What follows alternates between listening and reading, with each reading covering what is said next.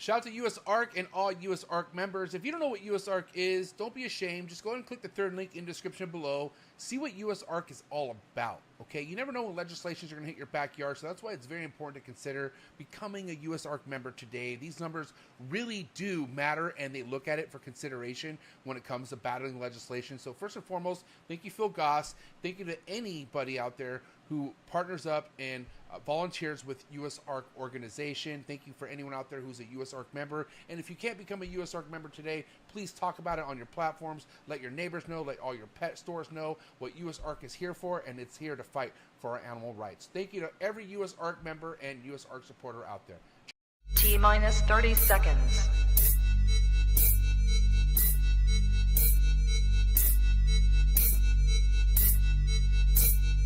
T-minus 20 seconds.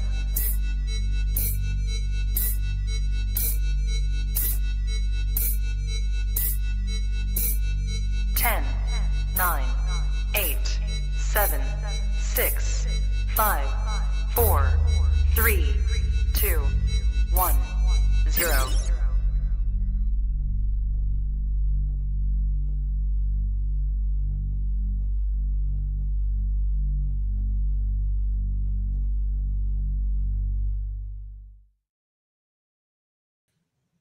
Trap Talk Reptile Network, the coolest reptile network in the world.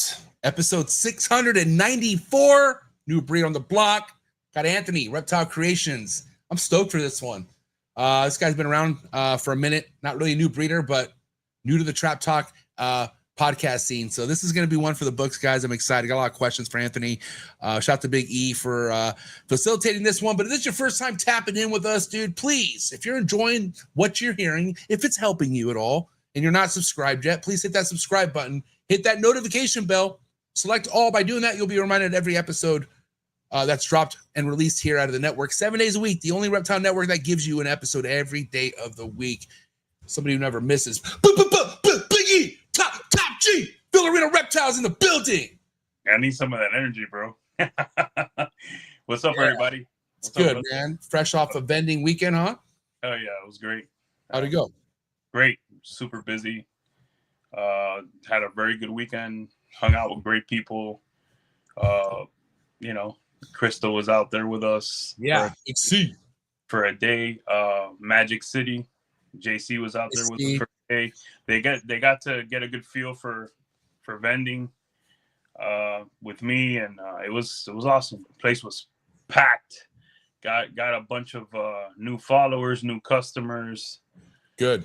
When a show really advertises well, you get a whole new set of eyes, set of people, set of customers. So yeah, it was great. What's a vibe like vendor wise at that show? Like, what are people bringing? What are their prices like? I mean, we could get deeper in it with Anthony, but I'm just curious off the rip, like, what's the vibe been like at that show this past weekend? With ball pythons, bro, I always have to deal with not being the I always hold my prices. So yeah, not budget.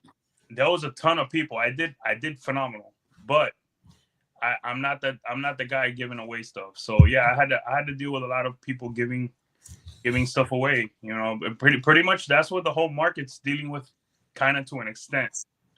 I mean, we got to be honest. I agree. But that said, it was so busy that everyone just kicking ass.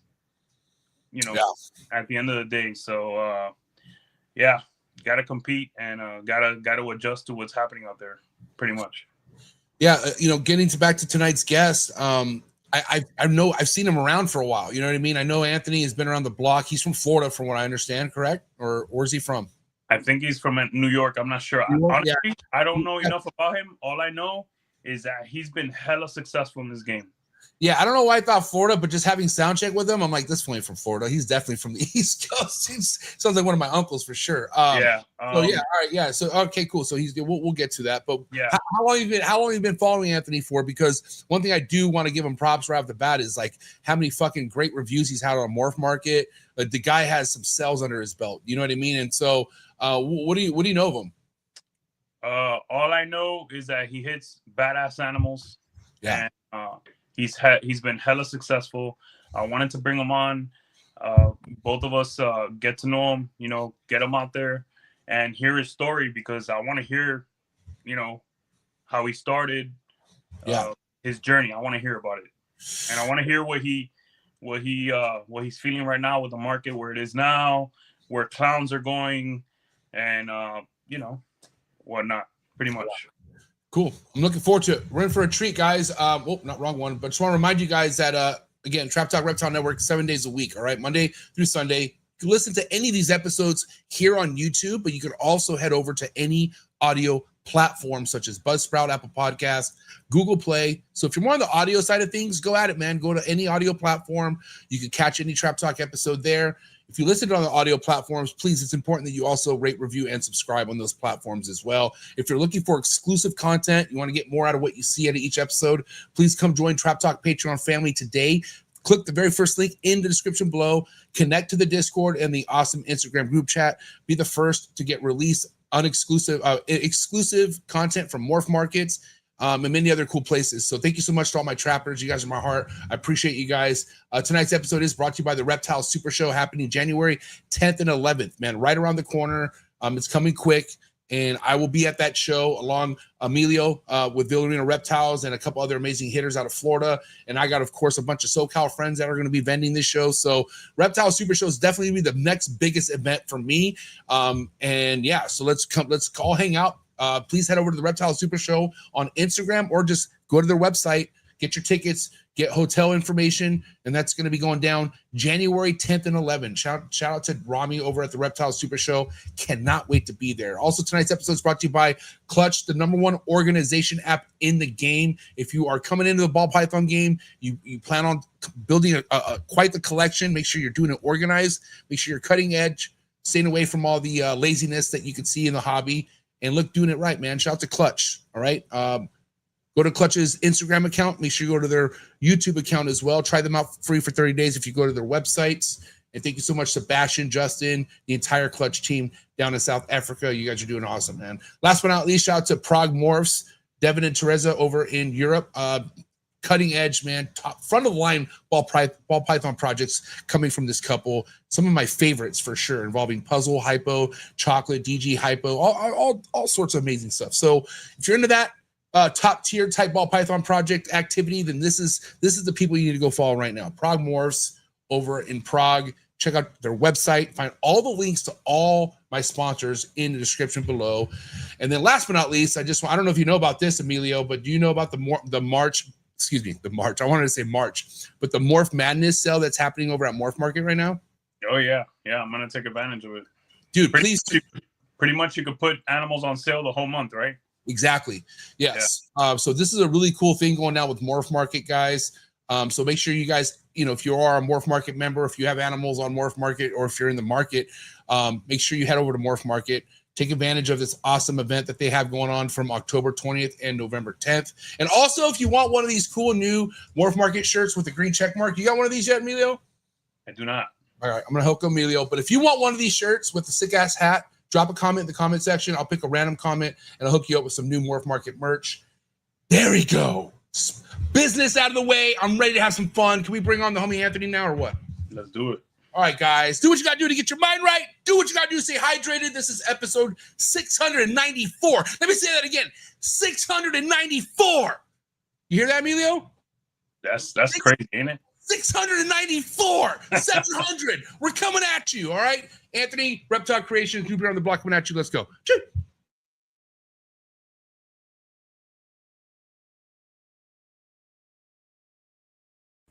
Good. You ready for do more in the future? Trap Talk podcasts? Yes. Man.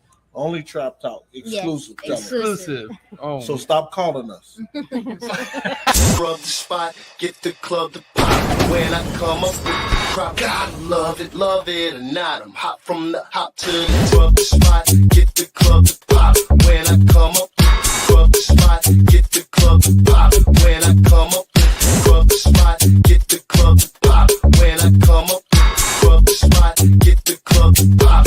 When I come up with everybody, we do it. Everybody, we do it.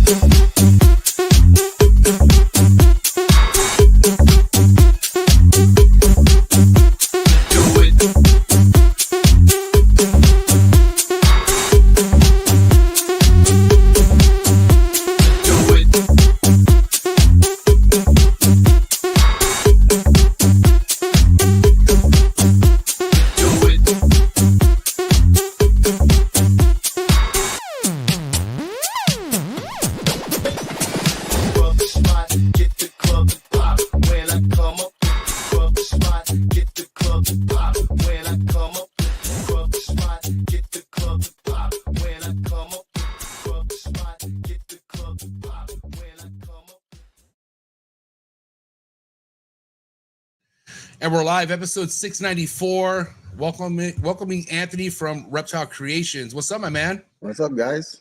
Thanks for having me. So What's up? you're from New York. New York. I'm from New York. Damn, I should have known right off the bat when I heard your voice. But dude, you've been around, dog, right? Like, can you remind me when you've been in business, how long you've had that logo for? Because I've seen you around for as long as I've been around. So yeah, I've been around since 2012. 2012. Respect, man. Yeah. And in New York, right? Like you here in New York. Are you in the city or where you at? So I am from the city, but I live in Long Island now. Okay. So about 30 miles away from the city. So not much comes from New York. I feel like that area because the laws are weird. You just don't have too many people working with them. But you know, my boy Elijah is from the city who no longer lives there. He's in PA now. Yeah, I know him good. You moved out of there, but if we could kind of go back to 2012, like what was going on in your life? Like what encouraged you to do this in 2012? Because that's pre-social media and all that shit, man. Let's hear it. So I was into it from actually 2008. I had bought a few ball pythons, albinos, and stuff like that. Okay. And then my daughter came into the picture, and my ex-wife was like, "No more snakes. You're done with the snakes." Wow. So got rid of my little collection. 2012 comes around. I'm getting divorced. Fuck it, I'm getting snakes. There you go. So I pick up nonsense, nothing crazy, fire spiders and lessers, because everything's super expensive at that time, Yeah. And then I'm like, all right, I'm gonna step it up a little bit, and that's when I hit up Justin. And I bought a male highway for $8,000, and then for a male highway, just a baby male highway. And then then the banana started coming into the scene, so I went and I dropped 20K on a banana, and then I started dropping some crazy money in some animals. I lost some money here and there, but What happened? I lost money with the bananas. Yeah. I think I paid 20 grand for a banana, and the next year they were like 3,000. Yeah. But did you make enough to make it back though? Like, did you make enough bananas? Yeah. I definitely, I made a couple of bucks back, but okay. I probably made my initial investment back, which was fine, but I didn't make any money. But the whole hitting a home run on that project, it was a bust for you because you just missed it. If you were maybe 2 years, if you were 2 years before, it'd been different. Exactly. Yeah. And guys, for everyone watching and in the chat, if you adjust that 20K for inflation back then, it's a lot more money. Way more, 100%. I was taking out pension loans and all types of crazy shit. Yeah, that 20K back then is a lot more than it is now. Yeah. And I also want to kind of just on topic, but not a part of what we're talking about. Shout out to Leviathan. They did a documentary with Brock Wagner, who talks about the strain that had on his relationship, like refinancing their home, taking a loan out on their home. And this was crazy shit back then, bro. But that's what people were doing. People still do that now, which I think is fucking God bless. But, back then, dude, that's how much people believed in it, There was no morph market. Everything was $400 classified as king snake. And Facebook. So you were saying, you were like, come on, let's, try. Yeah, we depended a lot on Facebook back then a little bit. And you kept bumping your ads, Yeah. Let's talk about that highway though, okay? Because I got to tell you, man, that GHI was my first morph. I was like, oh my god. And well, obviously it was pied, right? It was banana pied. It was those first initial ones that buy me in. But when I saw the potentials, I looked at GHI stuff, and then I saw highway shit. Highway freeway stuff, and I was like, this is it. Like when I saw highway freeway stuff, dude, this was 2017. I was like, this is what I want to work with. And even then, they were still like $1,200 or $1,500. They were still pretty way out of my league. Like I came into the game super broke, trying to change my life, and I had no money. Like I legit had no money. So a snake like that was just out of my reach. But in my head, I'm like, dude, that's fucking amazing, So I'm curious, when you got that snake from Justin, what'd you do with it? Like, what did you end up breeding with it? What was back then? What'd you do with it? So I had yellow bellies, female yellow bellies. Nice. My idea was take that highway, throw it to 5 female yellow bellies, and make some more highways, or some combo highways. Try and make some money back. And how did Ivory's do back then? They were okay. I mean, they were all white, but people wanted the bells at that time. They didn't want the ivories really. Got it. So And is that mainly because of the eyes, like the it was the blue eyes, and ivories were the black eyes, right? Yeah, and the ivories were a little dirtier, you know. Right. They weren't pure white. Like they had some blemishes on them. Yeah. Yeah. Ivories get really nice as adults, but yeah, as babies they're ugly ducklings. Yeah. We all moved on from ivories pretty fast. Yeah. I mean, they were good for the times though, you know. Like, yeah. And also I remember, dude, my first snake to get into the highway project was an ivory, because I was like, I need an ivory for this. I had a gravel something, and I was like, and when I found out gravel yellow belly is what makes my, you know, what I was looking for, the highways, that was, and mind you, I think back then somebody wanted to sell me a group of ivories, and I almost did. They wanted to sell me 3 ivories for like $900. And I was like, what a steal. Like an idiot. And a good thing I didn't do it, dude. But anyway, so yeah, okay. So when do things progress? You know, because one of the things we're gonna, and I think people should pay attention to this tonight, but if you've been here since 2012, you've been a part of a lot of changes, bro. Like one of the things people lack in this game today is the ability to adapt. They don't know how to fucking switch it up, right? You've obviously done that a lot, bro. Without changing who you are, right? So let's talk about like how you like progressed from dropping 9K on the highway, and then like who put you on a clown? Like how did you get heads up about the recessive shit coming in, and then what was the first big recessive project you dropped bills on and stuff like that? So then I from the highways and bananas, I started just dabbling. I tried to make some highway pie balls. Okay. So I started breeding into yellow belly pies, making some highway head pies, and then holding stuff back, and then making eventually highway pies and freeways, and I did all that stuff. But then I started thinking about it, and I was like, you know what, the recessives, that's where it's at, because it takes longer to get to where you want to go. Holds, you know, retains value better. So I started buying female clowns. I bought like in 1 year like 50 baby female clowns when they were going for like $800 a pop, you know. And then I just raised them all up, and then started throwing all types of genes into them. And then I started buying. I got into puzzle. I think I got into puzzles like in 2016 when they first came out too, you know. So like even now to this day, I have 75 female puzzles just sitting in tubs. Wow. You know, like and then you know I didn't even breed a lot of them this year. Like a lot of them just sitting there. And now back in the day, I was pretty much half and half recessive, half codom. Yeah. Now I'm probably 95% recessive. But you still have all the ingredients though. Like you still have like, because looking at your page, your shit has a lot of color. Like you have a lot of incomplete dominants that are helping the recessive projects, it seems like. Yeah, you have to. And then, you know, I always drop like I drop like 40K a year back into the game just to that's important. You know, you got to refresh because you're always gonna be left behind, you know. Like I'm into Tornado, I'm into Bambino, I'm into Cosmos. You gotta, or else. And that's all. Yeah, you know? That's all big deep pocket shit that you have to know, which is important. The thing about the ball python game, it seems like a comfortable place to be, but it's not. It's fucking, dude. You always have to keep going. It's an insane marathon, but it almost looks like, oh my god, I want to be a ball python breeder where I can get to that point where I don't have to worry about shit. No, there's never a.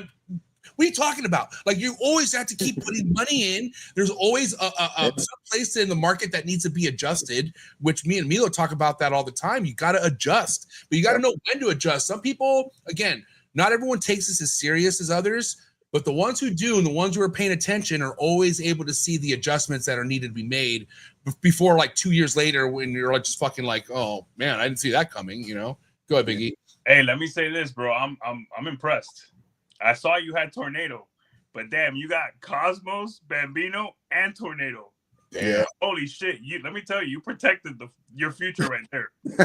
and then you also got to throw other stuff into them, because if I'm just making Tornadoes and Cosmos, I'm competing with a lot of people. Yeah. So like I'm throwing like 4 or 5 different codoms. I'm throwing them into like DG clowns. Like I do Tornado into DG clown, and I threw, you know, you gotta, because.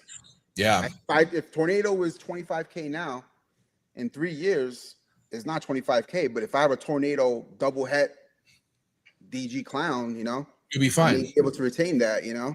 Right. But then it's exactly what you said, man. Like in 3 years, it all depends who sells that tornado shit. Like it all depends who makes the hottest tornado stuff and what they do with it. Do they sit on it, which would be the best thing, and protect that project, or are they going to disperse it out and just fucking water it down a little bit? Which that's why something goes from 20K to 4K just like that, depending on who makes it, man. Like if you got a mass guy who's all about just getting what they want and then trying to cash out as soon as they can, they're going to flood the market with their shit, you know? Yeah, but like, that's got to be different, like what you're doing. You got to think ahead, you know.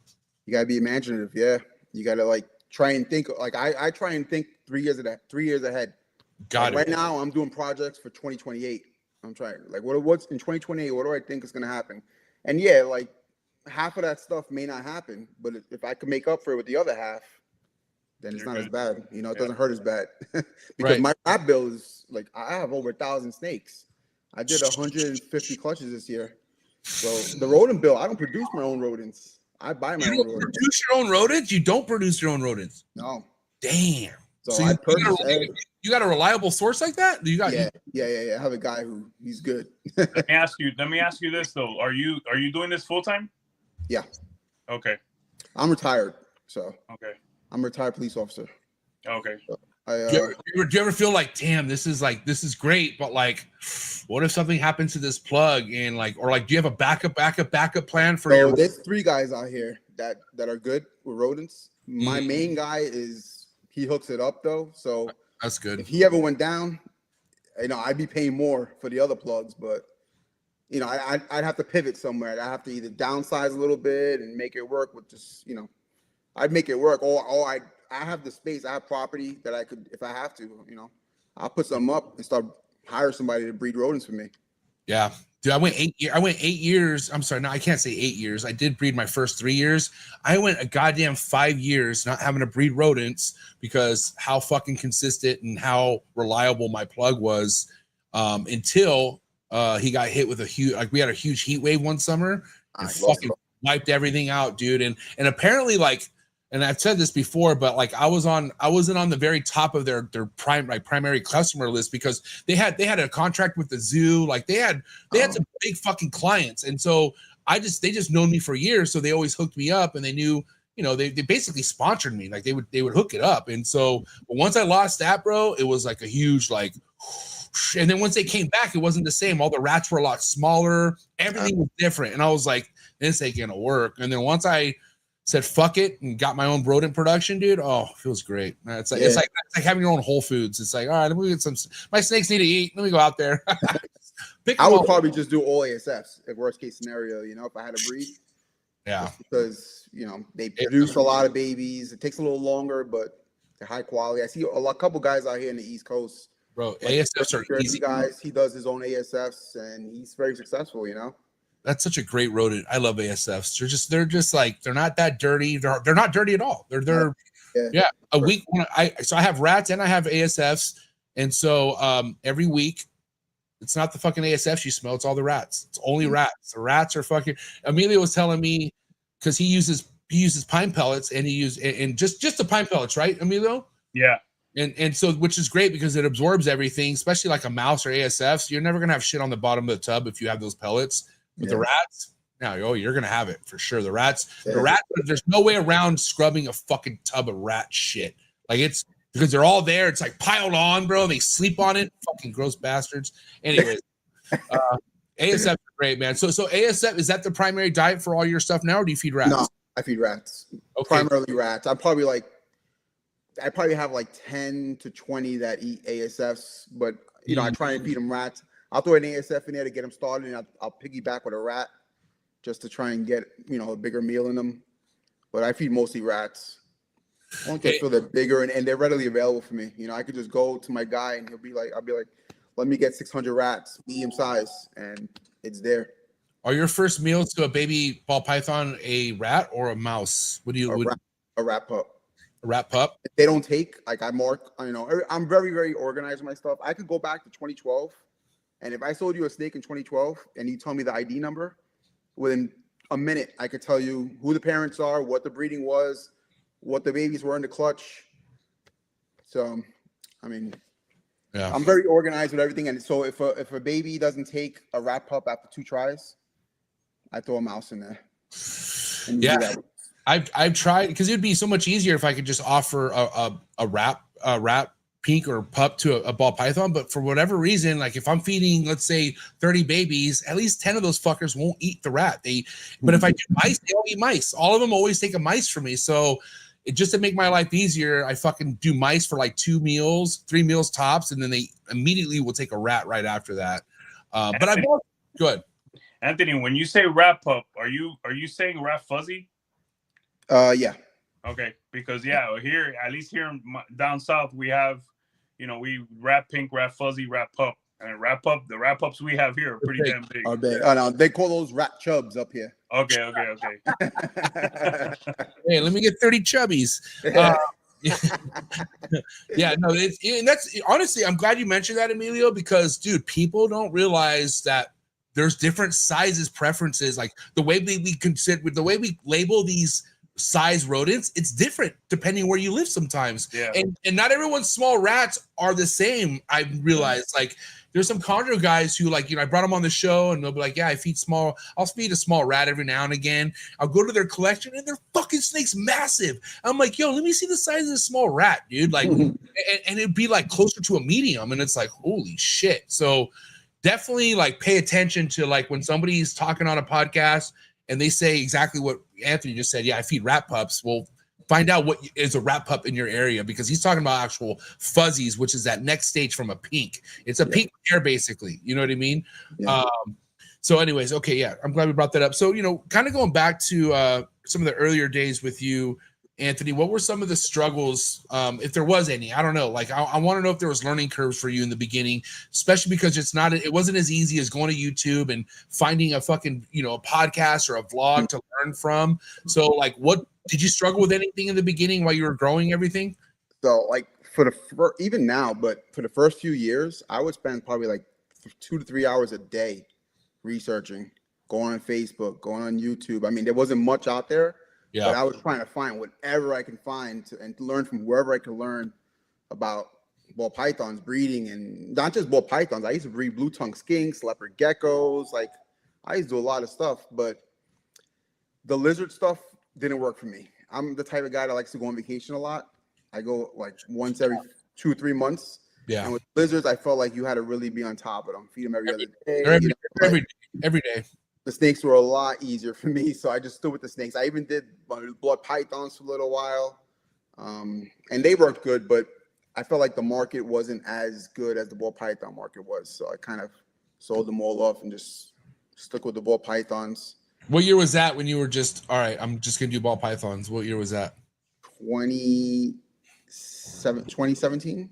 Okay, cool. So that's right as Instagram was picking up and it was getting popping for sure. Yeah. So I started doing that, and then I got into some I got scammed so much. I was losing money I remember buying a pair of 1.2 het sunsets from a guy for $10,000 for 1.2 het sunsets. I raised them 3 years. They weren't not one sunset, and both had 12 eggs. I hit up the guy. I don't want to mention the guy's name, but I hit up the guy and I was like, "Yo, no visuals, 12 eggs." He's like, "Oh, it must be bad luck." All right. The next year, I breed him again. No sunsets. Is that guy still around? I'm just curious. Is he still around? Still around. God damn it, bro. He's a flipper. But, is he down in Florida? Where's he at? Fuck it. Carson Phelps. That's his name. Carson Phelps. My man. Thank you so much. Who's Carson Phelps? I don't know who the fuck that is. Who's that? I know who it is. Well, what's his name? Did he ever fix that for you? So I mentioned it to him, and then, he called me up because he didn't want nothing in writing. And then he told me an employee that he had there was stealing hets and replacing with normals, and that he would make it right. So the way he made it right was giving me a male and a female sunset visual. But this was 5 years later. Yeah, well, yeah, 5 years later. Think about all the sunsets I could have had then, that I could have made money on. So and then a year later, the male died, and the female never laid an egg for me.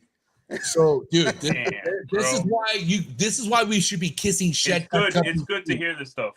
Yeah, fuck yeah. But dude, you know how many stories I've heard like this, bro? And this is why, like, man, that era was a fucking crazy era to be a part of because they were all cutthroat. There was a lot of people selling fake heads to each other. Like one person would realize they got fucked and they would just fuck the next person. And it was like, well, I got fucked. I don't know what to tell you. And it was kind of like this thing where you had years before it would catch up to you. And by the time it catches up to you, it's like you're either going to tell people to fuck off, which a lot of people did. I'm surprised he at least, even though it didn't really work out, at least he talked to you and gave you something back, which is still bullshit, like at the end of the day. But dude, that's why I tip my hat to you and people like Emilio, because there was shit like that going down, which could have easily took you out of the game. Like that could have just said, make you wake up and say, fuck this shit. I don't want to be a part of this scammy fucking bullshit, you know? And so again, it deflates you. I remember going to work, like I had to work a 14-hour shift, and I'm going downstairs to feed, check on the snakes, and I'm like, what the fuck am I doing right now? Let me just go to work, leave this, sell everything. Especially after getting, and that wasn't just one time. There was a few times where I bought from reputable people. Oh and, man, nothing. Okay, so let me ask you this, Anthony. For somebody who's been through this. If it happens to somebody in today day and it's their first year in the game, what do they do? I mean, is it bad to publicly go and address it? Do you do it behind the scenes? Like if you notably gotten fucked by somebody, what do you recommend somebody to do? If so I've been asked that a few times from people who have been like, I'm just like, they'll bank on a clutch and they don't get what they want. They lose money, they're like, I'm done. And I just keep telling them, keep going, man, because for that one loss, you could make it up with a win. Yeah. You may lose this year, but the next year will be good. Like, I wasn't making a lot of money 2018, but then COVID hit. And that year, I did 180 clutches. 2019, I was selling freaking female nonsense for like $300-$400 a clip. And then what did I do? I made all this money. And what did I do? I get into French Bulldogs and lose it all. But that's the way it is. I'm big into taking chances. Sometimes you win, sometimes you lose. No chance, no reward, though. That's you know what I mean. That's why it's like this is a game for somebody who has they're not rushing it.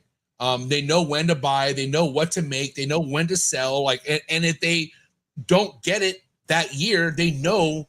Like, here's the thing, bro. If you get fucked in this game, karma has a way of working itself out. You will be rewarded by some sort of reptile god. I don't know who does it, but stars align when you are fucking do wrong in this game. Because if you're doing right by the animals and you hang in there, something good will come your way. And I'm sure both of you guys could attest to that. Like if you, like you said, telling somebody just to keep their head down and fucking don't give up, it's gonna come back tenfold. Like I always felt like whatever was not right in whatever situation, something made up for it somehow. You know what I mean? And it's okay because this builds character. Like I'm not saying go find a way to go get fucked, but when you do get fucked, just realize we've all three been fucked on this screen before. All three of us. You know what I mean? Pause. I'm just saying, like there's been situations where it wasn't right, but what do? You fucking learn and don't ever give that person business ever again, for sure. Yeah, it's learning curves. A lot of learning curves here. And then I made money on other projects. Like I made a ton of money on Monsoon. I made a ton of money on Strangers. Yeah. Every time somebody's like, well, you invested in Bambino and Cosmos, but that's going to drop so much. Yeah, I invested in Stranger. They said the same thing. And I made a fortune on Stranger. Right. It's about time. And I had somebody on the show not too long ago who didn't. Like I had somebody who just missed that Stranger burst that was happening. And that's the way the fucking game goes sometimes. Either you catch it or you don't. But I'll tell you what, you're never going to catch it if you quit. Right. You know what I mean? Like you're never going to understand why people stay around as long as they do if you give up, And then you talk to this person, man, you only lose when you quit. Like that's when the game is over, when you pack it up and you quit. So and timing is definitely important in this game, like big time. You get into Stranger now. I mean, yeah, you can put into a couple things, you can make some money. You got into Stranger 5 years ago, or like the second year it came out, you made a lot of money. Yeah, people getting into it now is just to make nice combos for themselves. It's not it's investment gene. I mean, sorry guys, I'm not saying anything that ain't obvious. It's not an investment gene anymore, Yeah, unless you're making a Bambino Stranger clown. Yeah. It's just added value. Yeah, it's still a gene you want in the mix for sure. Yeah, for sure. Yeah. But again, solo in itself, yeah, you're right. It's just one of many now. You know, $500, Stranger Clowns all day. all day. Yep. Yes. So okay, kind of speeding things up. Well, I want to know when did you see that double recessive curve coming? Like when did you start like realizing whatever the recessive thing's happening, like we got to double it up? Like when did you start thinking about double recessive projects? I actually started thinking about it in Tinley when I went to Levance's table, and I was like, oh shit, this guy was pulling out Stranger DG Clowns when Stranger was hot on the market. Yeah, I remember People were selling Strangers for like thousands, and this guy has already a Stranger DG Clown on his table. Yep. And it wasn't for sale. Who knows how much it was? Of course not. You know, like, and then I'm like, okay, I'm looking around. I'm like, these people, there's a lot of money in, you know, double recessives. So now it's people are trying to make quad recessives, you know, and some crazy stuff. And that's where the big money is, recessive. Like I always say, you know, the new normal is a clown. You know? Yeah, it is. But then again, that could change just depending what you put in it. I mean, like one thing about what people need to realize who's coming in who think clown isn't, you know, a valuable morph. That's not the case, man, because there's going to be things that you can't hit without clown. Like clown is a huge staple for like projects that are still fucking, you know, groundbreaking in this game. And clown's going to be around forever. I don't ever see clown not being a part of the mix ever. One of the most important genes in the game. Yeah. You know, it's so rooted into this. And if you think about all the shit that Justin likes to show off and, you know, other fucking top tier breeders, they got clown in the mix. They all got clown in the mix. Yeah. And there are people who... Ask you this, Anthony, are you concerned at all with the clown game? Not with the clown game, with the whole ball python game in general, you know. Ooh, tell me more. The market is definitely taking a dive in the last, you know, 2-3 years. Stuff that sometimes I produce, I'm like, wow, this is like $1,000 animal. And I go on Morph Market and look it up and see guys selling it for $350. And I'm like, holy crap. Yeah. You know? So, and then, you know, and then the auctions, you know, I have to sell a lot on auctions because that's where probably 60% of my sales are going. So I list probably, you know, I max out on my auctions every month on Morph Market. Yeah. And you know, I don't sell everything that's auctioned because I don't start everything at zero. I start everything with a starting price. So I probably sell like half of them. So I do like 12 auctions. 6 of them will go on auction for sale. The other 6, I just, you know, they stay for, you know, for sale on my Morph Market page. But if you look up the auctions this month, it's been insane. I saw the other day it was 1,500 auctions listed. Yeah. Jesus Christ. And I think a big part of that is because I think this month they gave everybody in Morph Market 10 free auctions. Yeah. So everyone just like, I saw male normals on auction. Oh yeah, you can't teach fence, bro. Are you sure wasn't Scrambler? Oh, my favorite gene. Listen, there's a something born every minute. That's, you know, people trying to take advantage. And, you know, people could talk, you know, oh yeah, Scrambler's real. Scramblers. I don't see it. If that's the case, that I've been selling Scramblers for the last 10 years. hey, man. Damn. You said everything. You're the most honest motherfucker that's come on with us right now talking about this Scrambler shit. Well, because what's he have to worry about, bro?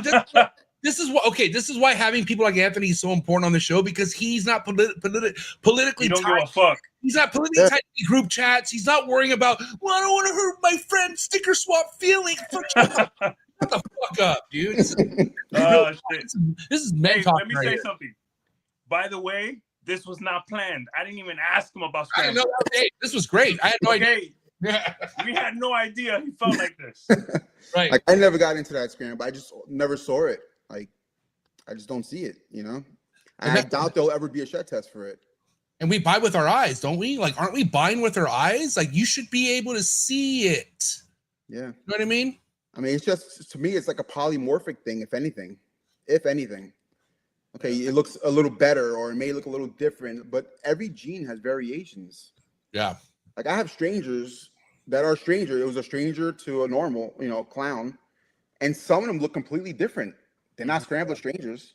Yeah. Yeah. But guess what? If you want to test it for stranger, can you? Yeah. Thank you. Hey, listen, that's how easy this could all be solved, dude. But they want to fucking cry about it's expensive. Bro, there's companies willing to invest. Turn the sheds in. Shut up. Just turn the sheds in. Why can't we just turn the sheds in? You know what I mean? Charlie's a good friend of mine. He lives not far away from me. So this would shut me up. It would, not that Emilio's japping about it, but fuck, mainly me, dude. Like, again, if something's going to be put out as something, you better have some sort of proof behind it. And if there's not, then what the fuck? What are we doing here? Yeah, and I stay out of the drama for the most part. I don't go online. I don't type anything. I stay low key. Yeah. If I sort of if you look, I don't sell any scrambler stuff. I'm not into it. I don't think it's legit. So. Dude, you ain't messing around. You're just selling snakes. Yeah, I'm just out there selling snakes. I'm making nice stuff. Yeah. But then, and also you do this for a living, so you're gonna make right decisions. You know what I mean? Like there's I don't know, man. When it comes to doing this for a living, the choices you make are everything. You know what I mean? Because one wrong choice, and again, like not that you saw it coming, but buying a group, even though we can all get it shed tested now, I'm just saying, buying from the wrong person could fuck you in this game too. You got to be smart about the decisions you make. Plain and simple. Exactly. You told me you have about 1,000 animals. Yeah. So you had 150 clutches this year. What were you doing the previous years? Has it always been about 100 plus clutches, close to 200? Like what's been like your happy? Probably since 2019, I've been doing over 100 every year. Before that, I was doing I was big on holdbacks. I hold back a lot. I hold back probably 100 animals a year. Those 1,000, how many are adults? Would you say? Those are 1,000 adults. 1,000 adults. Okay. Yeah. And right now. Okay, so you're not breeding. You're not breeding a lot of them, then, right? No. So I do 1.5 on my breeding, and I breed from December 1st to June 1st. So I average about 65% hatch, laying rate on my females. Okay. But a lot of females are making either going to be an adult this year because I hold back so much, or a lot of them didn't make weight. Like if I'm big on come Thanksgiving weekend, I'm home with my wife and we're weighing animals, and she's on the laptop typing, and I'm like, clown 1 ate 2,000 grams, and I'm just reading off genes to her and she's writing it down. Then I sit down and I go through everything, and if stuff don't hit those grams, I usually breed. They have to be at least 1450, and if they don't hit that, then I don't breed them. So I say 1,000 adults, but there could be some that are adult by age, but maybe they don't have the weight or they didn't eat as good after they laid, so I won't breed them. I probably breed at 1,000, maybe 600. 1,000 animals at 64% is pretty good. Yeah, I've always heard that the bigger your collection is, harder it is. You dip into the 50s, into the 40s. Yeah. It's just hard to get that many animals up going every year or every other year. Right? Yeah, my snake room, when I had it done, I had a contractor come in, and I had it completely insulated, top to bottom, and closed off from the rest of the house. And it holds a steady 65% humidity all year long, and 80 degrees all year long. It's awesome. So I don't know if that has something to do with the decent, laying, but I just had a building built, and stuff's getting moved now to the new building, and I'm kind of concerned. Now it's going to be relying on, a system, a heating system, a cooling system, and now I'm not going to have as much control over the temps. And I don't know how well they're going to do. So I was probably going to move half of the animals there, see how they do, and then move the other half. Is this your first time moving animals like that? Yeah. No. When I lived in the city, I had animals. And then when I bought the house here, I moved them all over here. Some people say when you move animals, they don't do as well that first year. They did great that first year. But I recently had a collection that I brought in, and only out of 20 snakes, only 2 of them laid, all adults. So I mean, I guess it's a gamble, I think definitely when you, I mean, fuck. I mean, it's a God. Buying someone's collection. God, that's scared. It just sounds so scary to me. Like just because I don't trust motherfuckers, you know. Like I don't. I know what I have. But when you buy someone's collection, even if it's a homie, you don't know what everything has. You know what I mean? Right. But like also too, like, yeah, I think I've moved to collection before. Wasn't that far. Some things do need adjusting, but it all depends on the animal. I feel like, you know. I can't stop thinking about the collection you bought. Who'd you buy this collection from? Morphs by Design. Morphs by Design. Is that the dude who's into chondros? Yeah. Oh yeah, that dude's sick. What's his? Remind me his first name. Adam. Yeah. So Adam was into ball pythons, and then now he obviously has that chondro bite. He grew up. He fucking graduated. So he's a big Adam. But I didn't know he had was it a big collection or what? What did? No, it was small. Okay. It was like 20 snakes and a few babies that he gave me, but I sold them for him. Wow. Okay. And, What's but he's big into chondros now. He's actually got a few clutches that lay, you know, and actually he's trying to get me into it. So now I'm kind of getting the itch. Oh, you broke. Dab into chondros, and he's like, he'll school me on a whole, because I don't know a lot about him. I do like him, but I'm prepared to drop a few clutches. I thought he's had one. He's had a few clutches. Well, we were talking the other day. I know he has a few babies. Maybe he has only one clutch. I know he has a few babies. He sold a few, but like he's dropped big money. Oh, fuck yeah, yes. Yeah. He just got his first clutch in July. That's what I remember. His cages are amazing. Like I went to his place, fucking sick. Yeah, we're just gonna show off the homie stuff because he didn't fuck around with what he bought. Like he bought real deal shit. This is like, you know what I mean? Like this is shit. Yeah, this one ain't fucking around, dude. Yeah. And look at this thing right here. This is from, I think it's a date. Oh no, this is from Steven Saltzman. And here's his babies that he got in July, which I think are really awesome. You know, he definitely went through some learning curves for sure, dude. That's why this is not, dude. I'm telling you, you get your ass handed to you so crazy with the chondros, but once you get to this point, it's so worth it. Like once you see fucking babies, look how dark this thing is right here, bro. Yeah, this is look at the parents. Oof. Man, awesome. Yeah, bro, you should do it. And if you want me to convince you, we could talk easily. Yeah. Yeah, he's trying to get me going hard. I'm like, all right. He's like, yeah, but be prepared to drop like 100 just on some really nice, like a few nice animals. And he's like, and you don't know if they're male or female, and you don't know. I'm like, holy shit.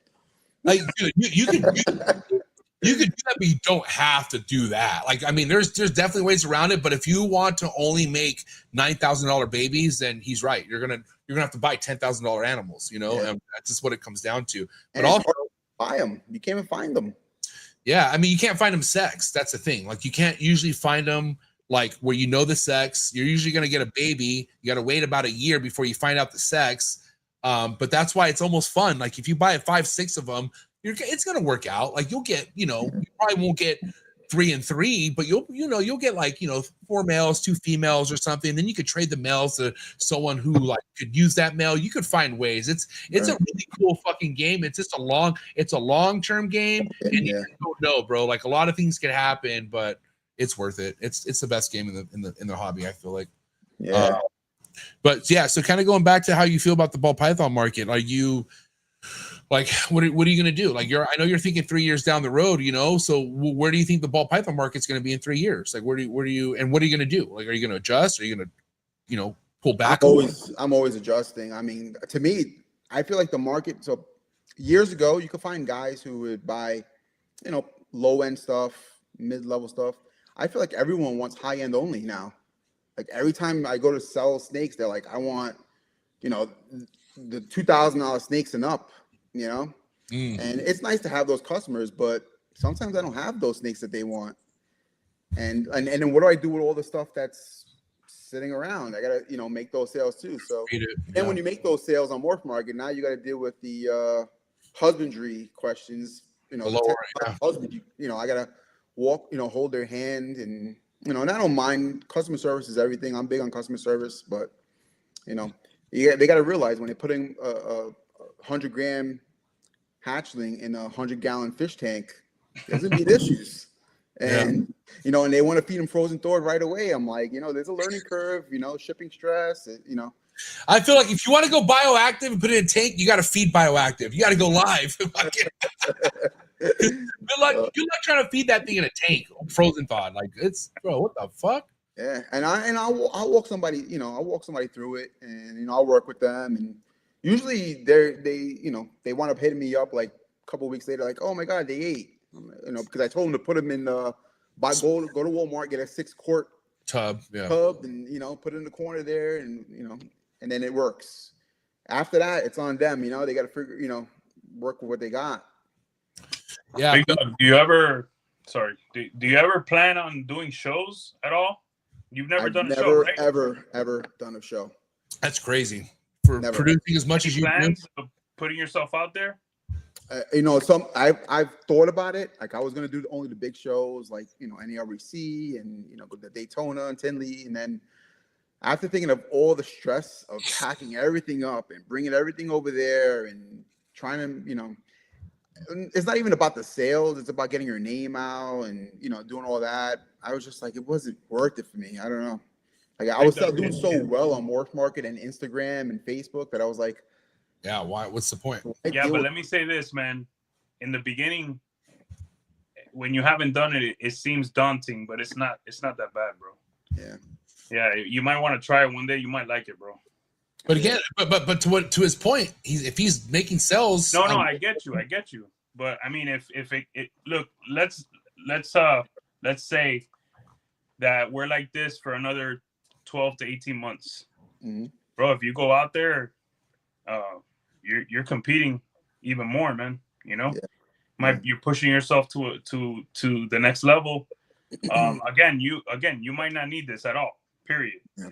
But bro, you never know. Maybe you might like it, and maybe you do 2 or 3 shows a year, and then you kill it at those shows. You know, I'm not a big fan of the local shows. I don't know why. Maybe East Coast thing. The East Coast local shows suck. I've heard that many. Isn't there a decent show in PA?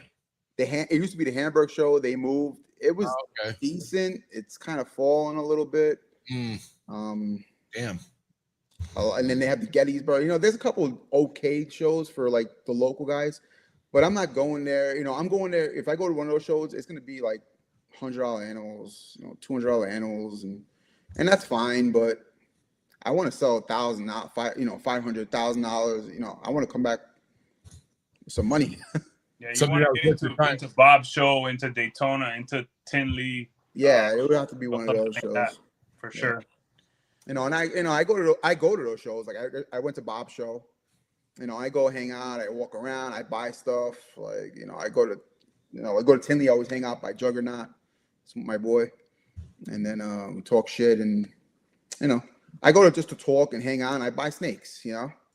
Which is another huge piece of like everything that we do, like, you know, kind of making those connections in person. Because I don't know how many customers you probably made on these trips. Like it leads always to something. That's why I feel like a lot of people don't understand like the importance of traveling to an NARBC or one of Bob's shows or a Reptile Super Show and like meeting a lot of these people in person, because it all leads to like other plugs and connections that could level you up in this game, you know? And I was impressed with Bob's show. I actually like that show a lot. Clean. I love it. A really nice show. So I'll definitely be back there. And, you know, I always go to these shows, the mindset, I'm only going to buy a few shirts. I end up dropping $10,000 every time. I'm like, oh, shit. You know? That's beautiful. You know what? And that's why, you know, you have people kind of creating a little bit of rumor spill about Tinley being like dead, and like, you know, maybe the crowd wasn't as big, but dude, I saw motherfuckers still spending money. Like money was still being spent at Tinley. I feel like Tinley will always have people spending money. That's what Tinleys are known for. Yeah, I saw a guy at Tinley cherry picking off Justin's table. I think he dropped $45,000. The UK guy? No, it was a Jersey guy. Oh, Jersey. Was it Brett? Brett? Yeah. Jersey balls? That dude? Dude, what the dude? They've been going nuts lately. Holy shit! Okay, they dropped that 30K at Daytona or some shit like that. Right? Yeah. They bought a bunch of Justin's Bambino shit. Shout out to Justin, man, who has some really good Bambino stuff. I love seeing that shit, man. Shout out to Brett and his dad. What's his dad's name? You remember his dad's name? I don't remember. Jake? I thought it was Kevin or Jake or something. Jake or Jack. I don't know. Yeah, all right. Shout out to them. Yeah, they're good people. Really good people. But you know, that's the exciting part about like you got people like who we just mentioned who aren't complaining about what's happening. You know what I mean? And I feel like the ones who are really tapped in, the ones investing, they're not complaining, bro. And they're not, I'm not saying they're not worried, because I feel like when you run a business and you make, risky purchases, you should always have that thing in your mind. But that's why we do it. Like, it's kind of like I don't know about you, but I like being on my toes, dude. Like, I like being in situations where it's not always like, holy shit, but I know I can make shit happen with it, And so I live for that shit. That's what gets me out of bed. It's kind of, I like living on the edge, I guess you could say like that. If I didn't believe in it, I wouldn't be making these big purchases. I just picked up the Bambino from Ozark not long ago, right before he came on your show. And, shout out to Justin, man. He got a couple of my chondros. And they want you to buy, you have to buy a pair usually. Like when you buy those, it's like, goddamn, it's crazy money. Dude, my God. We just gotta be detail oriented, analytical, and we adjust. Guys that have been doing this for a long time, like Anthony, obviously said it. He's gonna adjust and go through the next wave and be ready for it. Yeah. And if you don't adjust, let's be honest out there. Let's talk about the guys who talked about what they used to do in the ball python game in fucking spring break 98 or whatever fucking year they're talking about, but it's not our fault you didn't adjust and stay in the game. You fucking chose not to adjust and you tapped out. Okay. And it is what it is. It's fine. This is something where, like, bro, after a while, maybe like it's not worth the I guess the stress to be like, fuck, it's hard to produce this and sell this and keep up, because it is wearing on you, but you got to kind of be built for this shit. It's again, like talking about how I was just mentioning, like, I like almost being on my toes, and there's people who are built for this game like that. And it's really not meant for everyone. It's not a bad thing either. Like, if this just doesn't work out for you, it's, not the end of the world. Cause this is a difficult game to stay relevant in, dude. The ball pythons are not built for the weak, bro. Like, it's like, if you want to have a concreted name in this game, bro, like, you got to know what you're doing. Yeah, they can suck the wind out of you, man. Like, when monsoons just came out, I produced a few clutches. For some reason, all the visual monsoons in 2 clutches were dead in the egg, but all the hets alive, 100 grand babies. And that's when monsoons were going for 12K each. So like, really, I think I had like 60 grand in dead monsoons, and I'm like, you can't look at it like that, though. You can't look at it like, damn, I just lost 60 grand. I just try and phase it out, it is what it is. I used to, man, because I had you talk about learning curves with the chondros. My first 7 years was not easy, bro. And I remember having, like, I always told myself, like, all right, you're going to hold this stuff back, so don't worry about what each baby is going to be worth. Like, get that out of your head. And of course, when they would pip, I'd be like, $2,000, $2,000. And I'd be like, they're fucking dead in the egg. And I'm like, oh my God. I remember one time, I think it was like my second, third year, and I had 14. 14 babies were alive. And I thought I finally figured it out. I told my wife, I'm like, dude, I got like 20K in the incubator. And she's like, what? And then they all started prolapsing after that. Oh, man. And she's like, so how are those babies? I'm like, Yeah, it just sucks, bro. It sucks when the $5,000. Yeah. I have in my freezer, bro. Like, I have legit almost every baby I produce is in a fucking Ziploc bag at the bottom of my freezer. I probably have over 40 something snakes in my freezer, bro. I'm not joking. Formaldehyde, sell them in jars, like, dude. I don't know. I even got some of my bigger females that didn't make it. Like, my freezer is a goddamn horse scene, dude. It really is. But it's like animals that like kept me humble. Like, some of those animals in there made me cry. I'm not gonna lie. Some of those animals broke me down. Like, it literally got me to the point where I'm like, am I even meant for this? Like literally asking myself, like, are you sure? Like, I don't know if you're good, you know what I mean? And so, and that kind of like, when I'm competitive and I compete with even myself, which I think that's the only person I want to compete with is myself. But losing after a while, bro, it does wear you out a little bit, And honestly, you want to know what kept me happy? You want to know what really kept me like at least somewhat positive was ball pythons. because my ball pythons weren't doing that to me. God bless, dude. They were fucking cute, you know, and that's kind of going back to why I feel like I don't know, Emilio. I feel like I always owe it to the ball pythons. Like they kept my head in the game, dude. Because if I didn't have that, I don't know what the fuck. I would just be a miserable fuck the entire time. Yeah, so they're always gonna be there, right? Damn. Yeah, bro. But a lot of people selling collections now too. Those eggs and the $5,000 animals all like looking all banged up, and then that $200 animals that are flexing and shit. Oh yeah. Like, oh, eating a rat pup right away in shed, bro. Eating rat pups. You're like, God damn it! But that's the game, you know. Yeah. You win some, you lose some, man. But the winning, once you get a taste of the winning, it makes up for all the shit that you went through. It really does. Next year, you hit 3 of the $5,000 or $6,000 animals, you know. So yeah. All right, listen, we're gonna cut to commercial break and we're gonna talk about some 2026 talk. So you guys hang tight.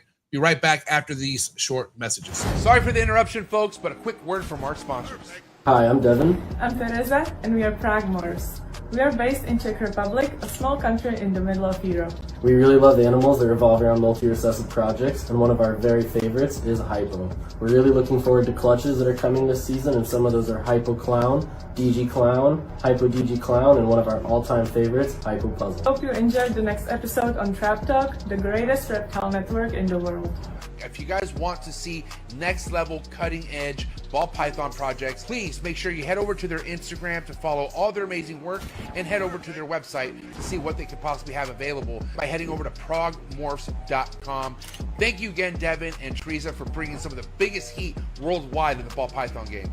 If you want to be organized, if you want to be cutting edge in the ball python game, then you don't want to miss this. Shout out to today's sponsor, and that's Clutch, #1 ball python organization app in the game. No better place to start off than by using this app. Clutch is an organization app that helps you organize all your ball python projects. It also helps your peers and your fellow community members look at what you possibly have coming for the upcoming ball python season, what you have currently available on Morph Market. It's so awesome to be ahead of the game by using organization app like Clutch. Thank you so much, the entire Clutch team, amazing team over at Clutch. If I were you, I would head over to Clutch's Instagram account, and I would also head over to their website, try it out, see how it works for you. But especially if you're just now coming into this, before you build your reptile collection, I would do it organized, and I would do it with Clutch. Thank you, Clutch, for being so amazing. Excited to hear what Clutch has to bring in the near future. Cheers. Sorry for the interruption, folks, but a quick word from our sponsors. You know, longevity is one of the biggest things I strive for when it comes to thinking about being a part of the reptile industry. That's why I'm very proud about today's sponsor, Mark Bailey over at Mark Bailey Reptiles. 40 plus years, full-time reptile keeper, enthusiast. This guy, you can catch all his amazing ball python projects on Morph Market. So make sure you head over to Morph Market, and that's Mark Bailey Reptiles on Morph Market. See what he has available currently. And I gotta tell you one thing, he's one of the biggest and most respected ball python breeders we have today in the ball python game. So shout out to Mark Bailey over at Mark Bailey Reptiles. Thank you for all the support. And again, make sure you head over to his account on Morph Market, see what he has available. Thank you so much, Mark Bailey over at Mark Bailey Reptiles. Cheers. All right, back at it. Second half of the show. Let's get the lights up, please, man. 70 people in the building. Much love and respect. But yeah, man, I know we talked about the importance of thinking 3, 4, 5 years down the road, but I know there's some shit you're looking forward to hitting next year. So let's talk about what's on the agenda for the possibilities of top projects you're looking to hit in ball python game for 2026. So I dabbled a lot with DG Exantic this year. I'll have a bunch of stuff with that. I finally got a Mandarin Hypo Clown. So Mandarin Hypo Clown? Yeah. So I like the way the Mandarin looks with Hypo only though. I'm sorry, I didn't mean to cut you off, but how's the Mandarin look in that Hypo Clown? Like, can you see it? Like, can you see the vibrant orange? Yeah, it's without Hypo though. To me, it doesn't pop. The Hypo is what brings out the Mandarin. Like, you need Hypo. Yeah, I've been saying that for a long time. I think MJ as well. Without Hypo, it doesn't have legs. It doesn't have legs. Yeah. Yeah. Like, even I seen a DG one. It was like, the Hypo's where it's at with that. So, you know, I'm gonna be putting that to a lot of Hypo Clown girls, different codoms in them. I'm big with the zebra now. So the zebra clown stuff. I have a lot of clown stuff for next year, though. A lot of different codom clown stuff and clown DGs and You got Cypress. You got Cypress stuff going in there too. Oh yeah, I got a ton of Cypress stuff next year. I have a ton of Cypress clown girls. So I'm just trying to like mix match, and I got a lot of paint stuff, but I don't know if the verdict's out on paint, like whether it's actually a dominant gene, because I've made some stuff that are supposed to be het, and they look very visual paint to me. So I'm gonna have to send in a couple of those sheds just to see what's up with it. Okay, because paint's recessive. Yeah.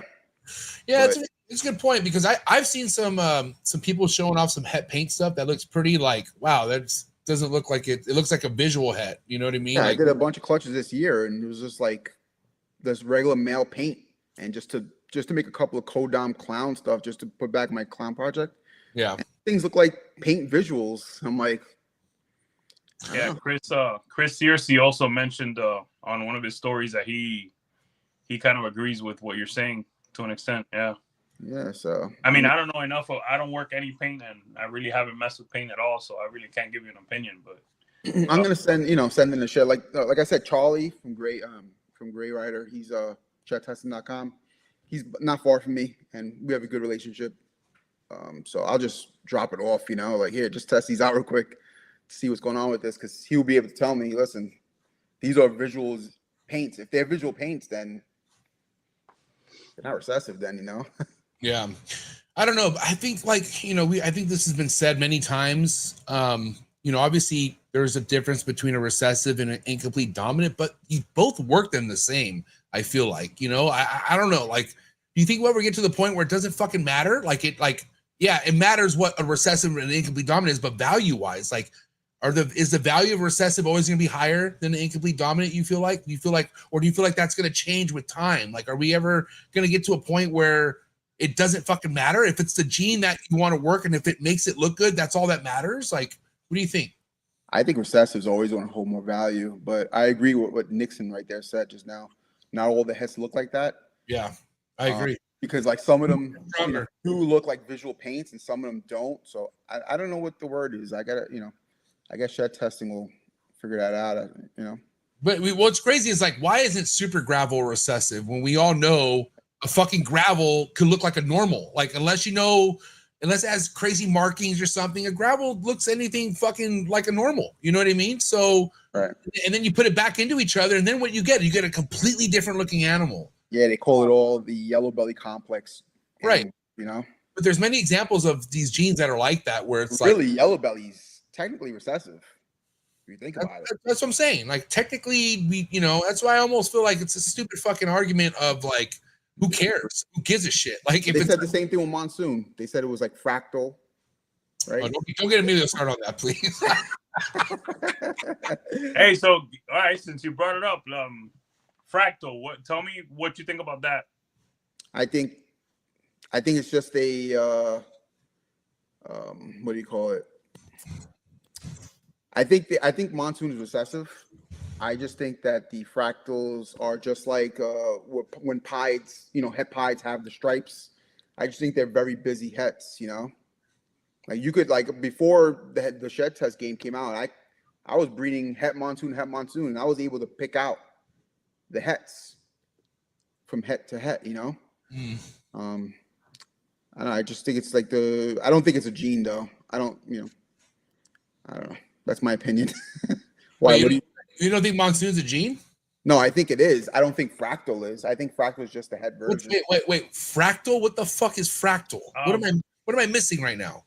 When did this ever come up on this show? Ever once? No, I haven't brought it up because fractal. What I've seen. What the fuck is fractal? What is it? I've never heard it. To me, it's something that's darkening some of the hets, tricking out a little bit of the pattern, but it's not a reliable. That from what I've seen in the 2 years that I've been breeding hets, I've seen some fractals that don't even test het monsoon. So, have you seen that as well, Anthony? I haven't. So I haven't tested for het monsoons like a lot because I have a couple visuals that I was just breeding, and so I was making 100% hets. Yeah. I don't know where the fractal name came from, but it came around the time that monsoons came out. I think someone was saying that monsoon was the super, and the single gene was called fractal. I don't recall who said it. But then it stuck, kind of, you know, and maybe this person is the root of the problem. We need to find out who the fuck is, dude. But what happens is that sometimes we'll see. Look, I tested all my stuff. Honestly, I could tell you that some stuff tested positive for monsoon, and it had no specific look to it, and then some tested negative, and they had a look. So I mean, for me at least, in my 2 years, I cannot reliably go off of the look. Yeah. Maybe because of crazy. Maybe look for people that don't know what we're talking about. Let me compare it to like a granite like appearance or gene. It darkens what it touches, and it might trick it out a little bit. That's what fractal is doing. And I don't think it's as reliable as just picking them out by eye. You like if it's head to head, you have to test it to call it. You can't say, well, it's a het because it has the look. No, that's not good enough. Yeah. So we agree on that. Yeah. What the fractal? What the fractal? Yeah. That's why I've never brought it up, bro. Because I'm almost mad at you for it because, like, bro, you know what? Here's the thing. We would have started a whole other fucking conversation of bullshit that I didn't want to kind of deal with, bro. And Anthony, I don't mean that towards you at all. It's just everyone gets up in an uproar, and everyone starts sending you DMs, and you know, it gets to a point where you don't want to hear nonsense from people that don't know what the hell they're talking about.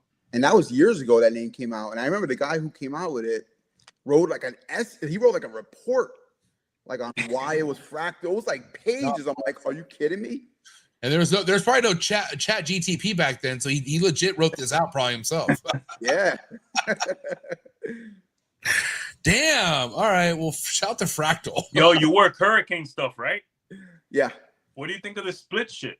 Oh my God. The what? The split shit. This whole shit where now Hans says that there's something in his hurricanes that he missed for how long has hurricane been out, Pablo? Years. Long time. 8 years? 7? Before Trick. Before Trick? Yeah. Well, this whole time, homeboy didn't know that he had another gene tricking out his tricks or hurricanes or whatever you want to call them.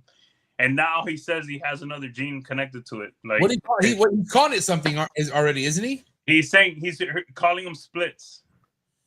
Like, one more squeeze. He's like, so Anthony missed split, Justin missed split, Hans missed split for like 6 years, Justin Weinrich missed split. Everyone that produced a bunch of hurricanes missed the split gene. And, the shed testing hurt his money, so he's trying to figure out a way to get it back. We agree. I said that the other day. Yeah, I'm really glad. I have a couple hurricane stuff. And I don't even know how I got it, but I didn't spend no crazy money on it. But I know there's people who did spend crazy money on hurricane, and then you have people who invested in Trick, and it's like full. Like, damn, I just feel bad. I'm like, God damn, bro. Like, because they just renamed it Hurricane though. Right, no, but you got people who are so loyal to the name Trick because that's what's right. They're like, I don't get that's what it is. But then you put that on MORPH market, people don't give a fuck. They if it's not Hurricane, they don't give a shit, Yeah. But that's kind of life's not always fair, I guess. Yeah. Other than that, I want to talk about Zebra. I finally saw some really cool visual Zebra stuff at the show. Steve MORPH showed me some cool stuff. Yeah, nice stuff. Yeah, but definitely that's also a project that kind of lost a little bit of gas, I feel like, because it was definitely like, oh shit, Zebra this, Zebra that, and then it just calmed down a lot. And then you're hearing people saying, well, you got to have pastel in it, otherwise it's not worth working. What do you have to tell me about Zebra and where it's at right now? I think it did lose some gas, but there's a lot to do with it. It's still beginning to me. I remember when Zebra first came out, everybody was saying that it was Mackenzie the Mackenzie gene. Yeah, I remember that. That got taken care That of. was proven. Yeah, that was proven not. How did we prove that? That Testing. God damn it, scrambler freaks. Testing, okay? That's what it comes down to. Shut up and test. All right, keep going. I'm sorry. But I still think there's a lot to do with zebra. I mean, Steve Morph's doing he's doing a ton with it. Yeah, he's killing it. But you gotta throw it to a few recessives, see what it does, Like what are those recessives you're gonna throw it to? DG, I would throw it to Xanthic, That'd be sick. I with pattern, pattern changers, I don't like to really mess with the pattern as much. Like some people might throw into like an Enchi, but I wouldn't go that route, or I wouldn't even go monsoon route, because then you're gonna have just something that looks like a monsoon, Yeah, I like to go for color changes, yeah, you want to keep zebra for what it is. I want to see it. Throw a couple codoms that'll make it look better, and some color enhancements, change it up a little bit like that. Because I've seen some example of zebras that are more extreme than the others, and I would focus on that extreme zebra patterning, like make it as bold as possible and just make it fucking crazy looking. And I think you could do that with that project for sure. Anthony has the one that Steve hit that had Xanthic. It didn't have anything else but Xanthic, right? I want to see an orange dream Xanthic zebra. I want to see DG in it. Yeah, and DG. Yeah, some stuff you just can't really mess with the pattern, but I like that DG zebra. That's gonna look nice. I have it up right here. Check this out. Because I saw this at the show. He brought this at Tinley. I don't know if it was this exact one, but he's like, my next goal is to get DG into this. He's like, I want DG, and we all know with DG, this would definitely be like, whoa, it'd be more like more of a piece of art. You know what I mean? That's super nice. What's that one? That's a Xanthic Super Pastel Zebra TSK Xanthic.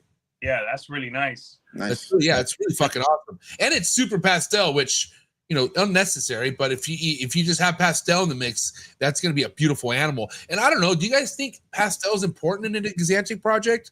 Because talking to some people who are ahead of that game, they say like they're not mad that pastel's in the mix. Like Mark Bailey, bro, like his Xanthic DG clown that he's hit, multiple that he's hit that had pastel, he's actually happy it's had pastel in it. I think pastel looks good with Xanthic DGs. Yeah, I think it looks great. Pastel works in some stuff. Like I think it works good, decent in puzzle. It works good in DG. It works for a few genes. It works good. It looks like shit with monsoon. Some stuff it just looks really bad. Some stuff looks good. Like I think pastel looked good with the tri-stripe DG that I made. Oh yeah, that's the best tri-stripes I've seen. Yeah, and it took me a long time to make that thing. Like I started that project from scratch, tri-stripe to DG. I can't tell you how many clutches it took me, man, to make one. Yeah. I just kept getting DGs or tri-stripes, DGs or tri-stripes. And I finally hit one on my last egg. Last clutch, last egg. So keeping that. What was it? You hit a DG tri-stripe? It's a super pastel DG tri-stripe. Like, I would have liked it to have been pastel, but I'll take the super at this point, I don't care. I mean, since we're on the topic of fucking, losing gas in a project, tri-stripe, man, what's going on?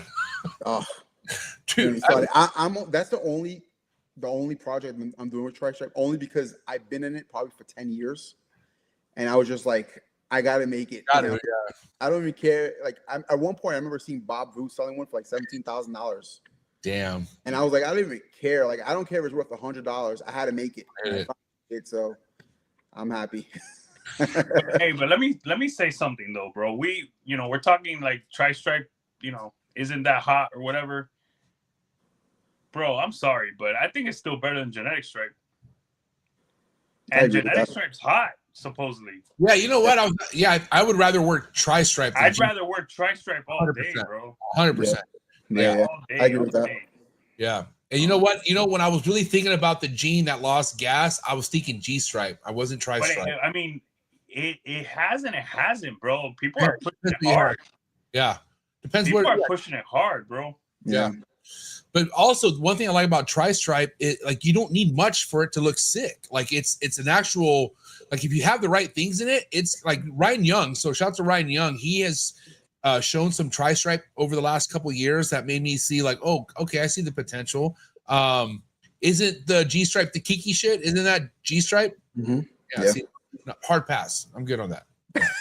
Not a fan. Clown Not because did bring Tri-Stripe back from the dead though, because Tri-Stripe was really gone, and then people started making clown G stripes, and everybody got back into it. But stuff goes back in circles, Yeah, it really does. That's why it's like whatever isn't as popping, man. That doesn't mean it's out forever. Like that, it could come right back, and we've seen many. I remember selling female adult DGs in 2016 for like $400. And then all of a sudden, like 2019, 2020 comes and a baby is like $800. I'm like, holy crap. And then now they're $300. Yeah. It is. Yeah, so I gotta ask you, we talked about monsoon a little bit, but like how thick of the monsoon stuff do you have going on in your projects right now? Like, it's very hard to change that pattern. No matter what I've been throwing at it, it looks like a monsoon. Which is good, right? Because that's what you want, you would think, out of a monsoon, right? Like you want that pattern because that's why you would buy that stuff, right? And, every now and then I get the DM, oh, it's a nice super pinstripe, or yeah, that's dumb, bro. I hate hearing that. Super pinstripe. What the fuck? Yeah. I get those, but I still work. I worked into DG, and I worked it into. I don't like to mess with the pattern too much, but I did wind up putting it into puzzle stuff just to see what it does. What else did I do with it? I threw it into paint. I threw it into a couple of things just to see how it reacts, because I didn't know what else to do with it to try and switch, change it a little bit. But yeah. But by the way, guys, he never answered me. He didn't answer anyone. But I don't know if you guys saw that monsoon that Dynasty hit. I'm betting that's a genetic stripe monsoon. I didn't see it. Yeah, bro, that's the only thing I could guess. Dynasty, Reptile. I don't know if you want to pull that up real quick, MJ. Since he didn't answer me, we could analyze the snake real quick. Is it on? You talking about Chun? Dynasty Reptile? Yeah. Chun. Yeah. That the only animal I could think of that being, knowing the recessives he works, to me it has to be a monsoon genetic stripe. This one? Yeah. That's fucking crazy looking though. The color kind of reminds me of genetic stripe. What do you think, Anthony? This kind of looks like something that came out of me this morning. It could be, yeah. I mean, it has that dorsal. That's pretty. What is he saying it is? He didn't answer anybody, bro. He just put it out there to like mess with people. He did, yeah. So nobody knows the pairing or anything on this thing? Nothing. Zero. Other than him text him and he didn't even answer me. And he usually does.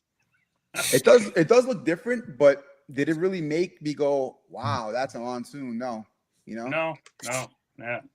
But I mean, the monsoon took over a little bit. I mean, like expected, right? Mm-hmm.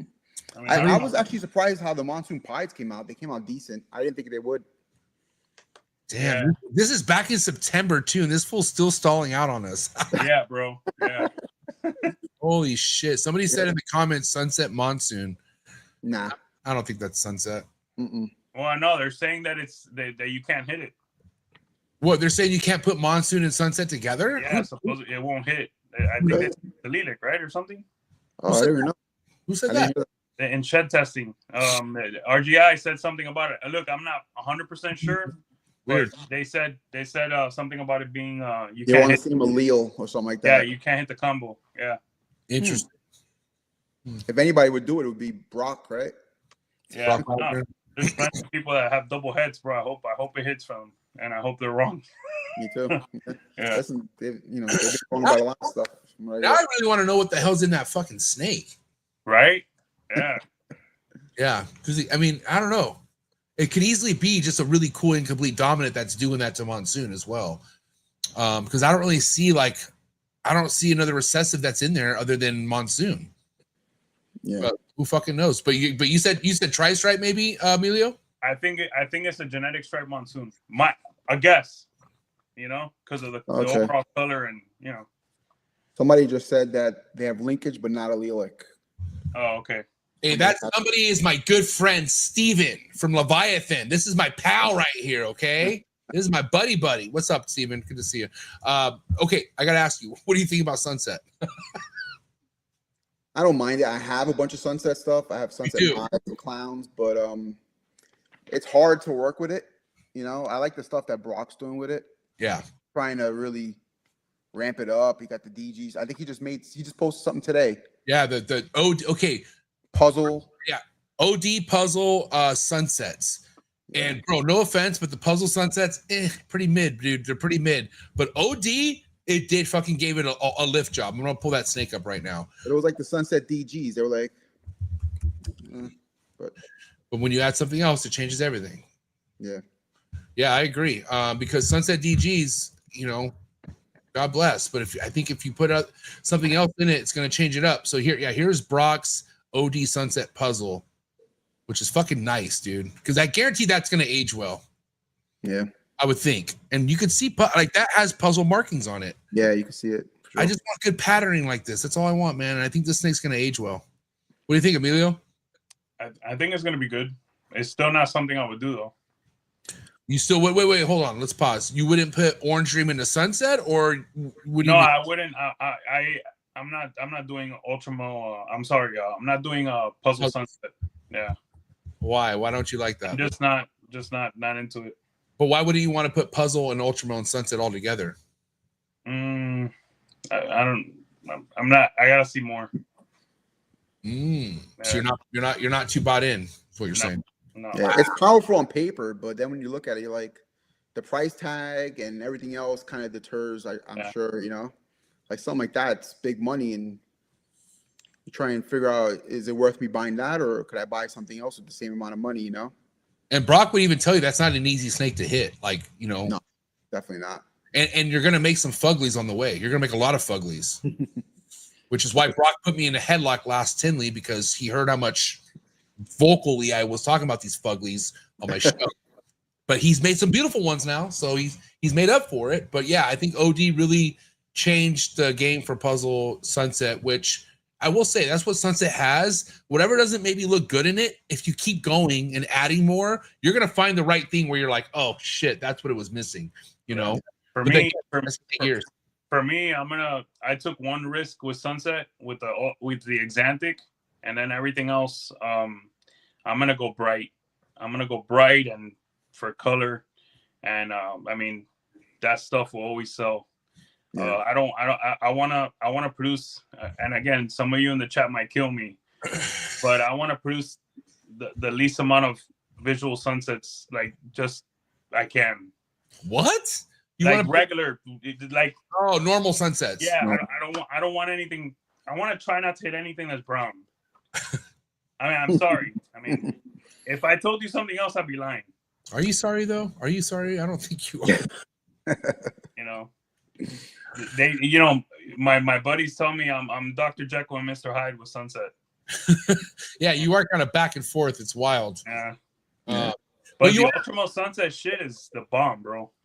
And I don't mean no disrespect, but I feel like what isn't ideal with Sunset, only because you want to see the patterning, pied sunsets, dude.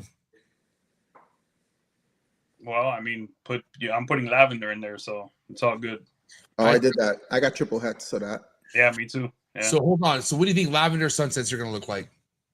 A nicer sunset. They've been made, haven't they? No, they haven't. I have animals growing up as well.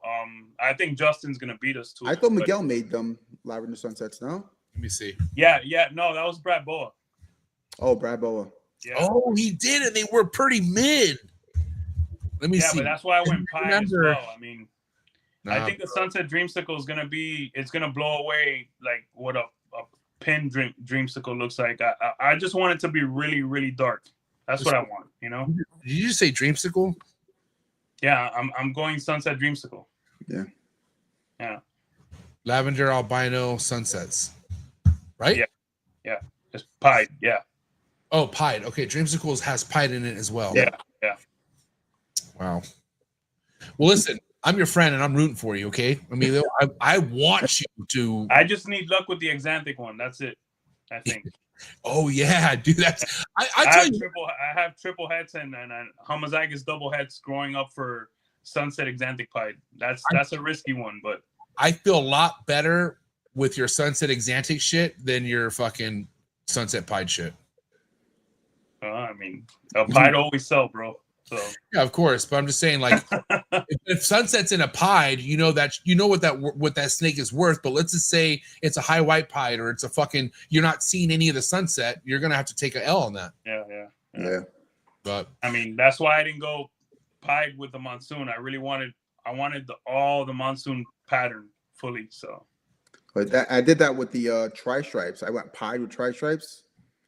I don't know if I made any tri-stripe pie bowls or what. I couldn't tell. You couldn't tell. Couldn't tell? Okay. I sold the whole project.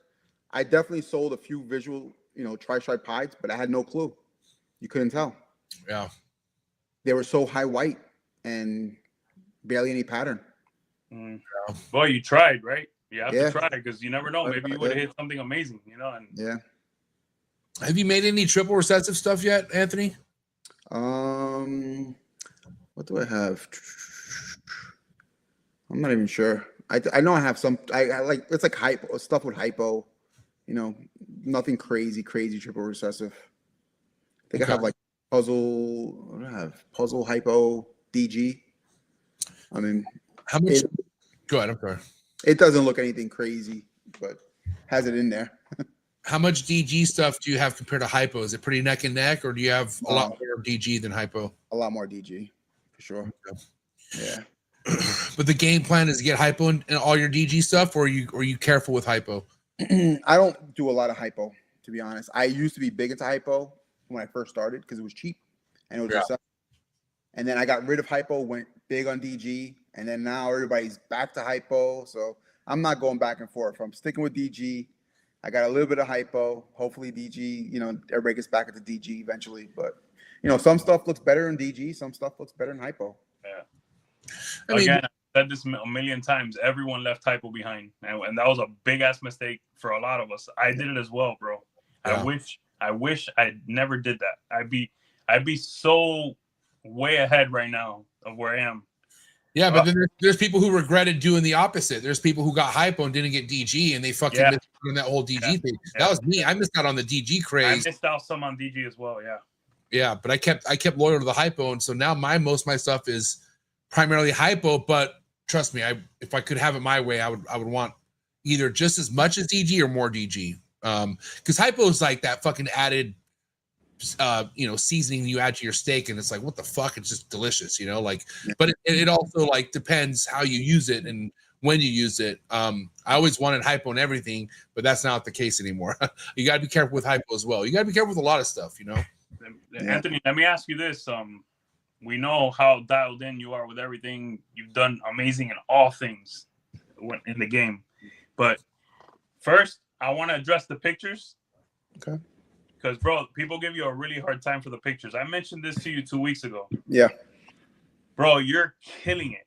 You've done things that most will not do. Do you have any plans to change your picture game at all? So my camera sucks at this point.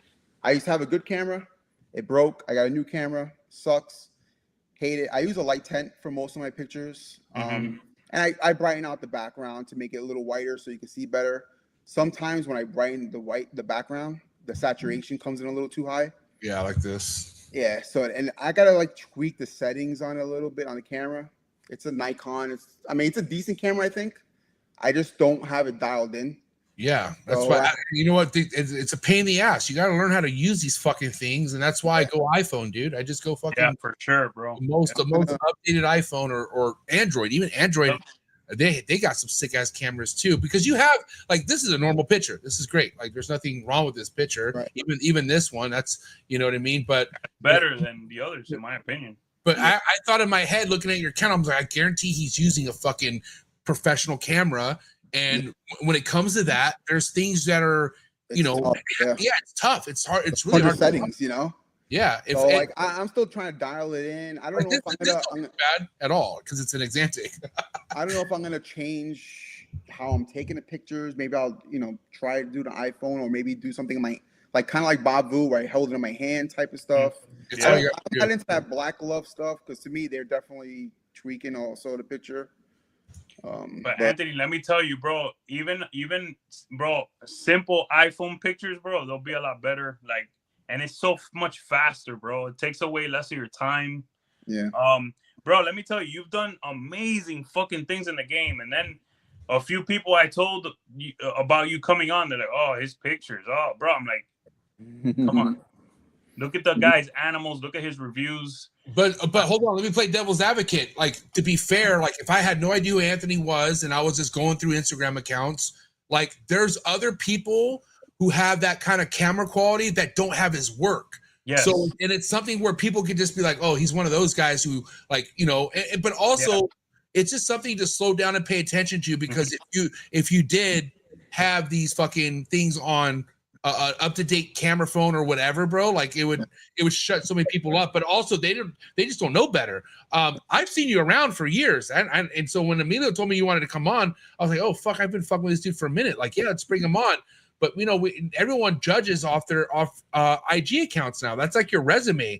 And again, I don't think it's the end of the world, but also you're doing too much good work for those pictures to be on your account, I feel like. Yeah.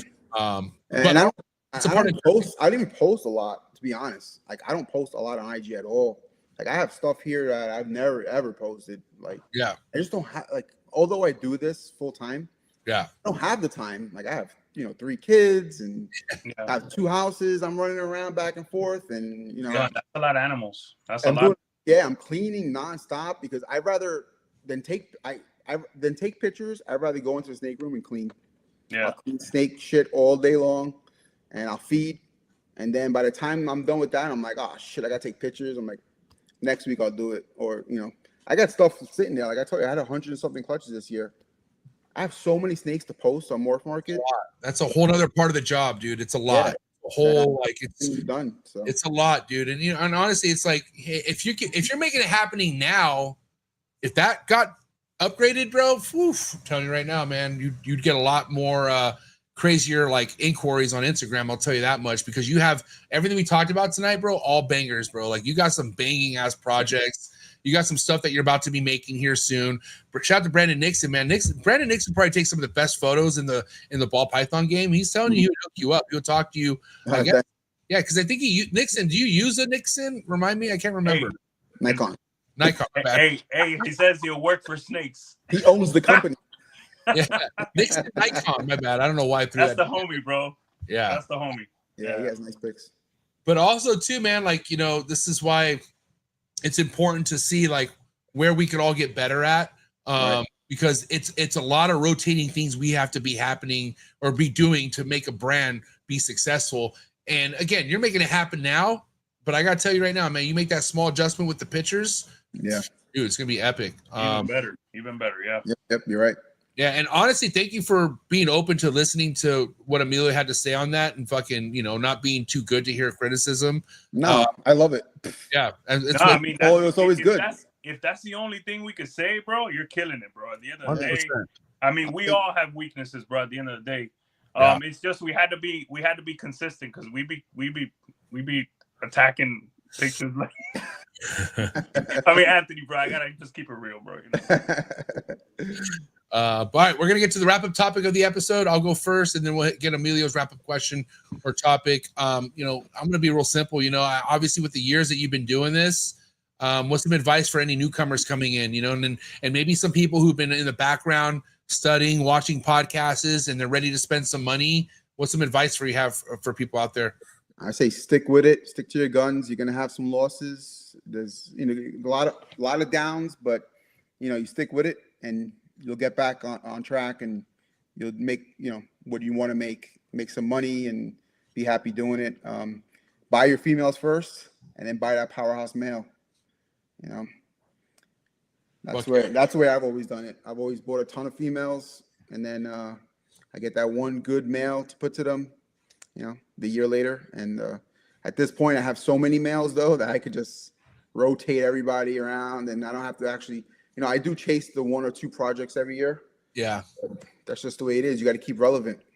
It is a good problem to have when you have like a lot of breeder males like ready to go, like especially good ones. Yeah. So do you use an ultrasound real quick? I just got to ask you. Use an ultrasound? I used to, and then I hated it, got rid of it, and now I go strictly by feel. I could tell when the girls grab it just by when I do feeding time, what she's doing, I mark all the, who ate, when they ate, and I could just tell once they grab it, I could just tell they grab it. I don't have to palpate or nothing.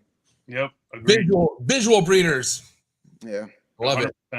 All right, Big E. I had a one of my subs asked me, "Oh, how do I palpate?" I said, "Bro, I've been ultrasounding for 2 years and I haven't palpated in 15 years. It's all visual. We see it all. After you've been doing this for so long, you see everything, Yeah. The ultrasound just helped me know, okay, what I was seeing was 30 millimeters, or whatever. Right. But all right, Mike, I have 2 questions. I remember one. Okay. The first one, bro, listen, I'm still a hobbyist. I'm a businessman, but I'm still a hobbyist as well. Bro, we had a great conversation, but I need to know, aside from what we make, right? Our return, our ROI, whatever. What's that mutation that's your baby? What's your baby? You know what I mean? Like, I didn't get that feel from you. That mutation that I love, you mean? Yes. Yeah.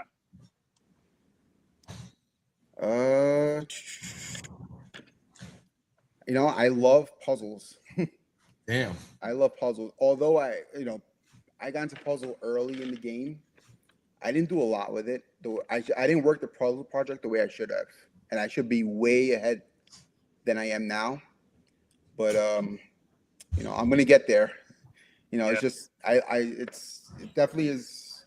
Some people are like, after this year, I saw somebody wrote, clown has been declared the winner. Puzzle's done. So I read what? that. That's some stupid shit. I forgot who wrote it. They wrote it. After seeing what Puzzle has been doing the last couple of years, we declare clown the winner.